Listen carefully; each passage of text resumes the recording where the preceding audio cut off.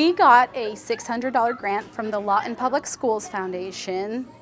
They were generous in providing the entire budget that I had laid out for them. We had the garden beds shipped to us. We have built them piece by piece, placed them outside. We have filled them with dirt. The students have helped me along the way, the whole process. We have started seeds, so that have grown into plants. Today we're going to put the plants into the dirt. What do you think you've learned from this lesson? How plants grow. Anything else? And what type of plants can grow in our environment. I learned that there's four things the plant needs, like water, sun, air, and soil.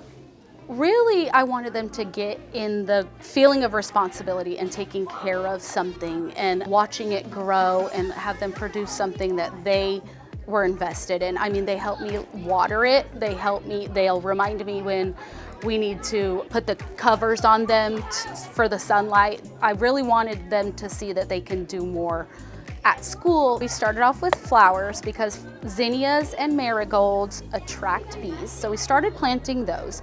And then I asked the kids what they wanted to grow. And so we're growing beets, squash, zucchini, and yellow squash, tomatoes, corn, and a lot more. So what's been your favorite part of doing this? Probably first planting the seeds. It was like when I put the seeds in, and it was like super fun. It feels amazing, like watching the kids that sometimes I don't necessarily get full engagement from, investing in something and getting excited. It's been really, really awesome to watch them bloom while this is happening, because I mean, I've seen kids light up. That's been the most exciting part for me. You like vegetables? No. Actually, yes. What vegetables do you like? Green beans, potatoes.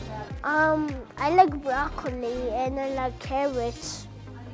And the most favorite vegetable that I like is potato.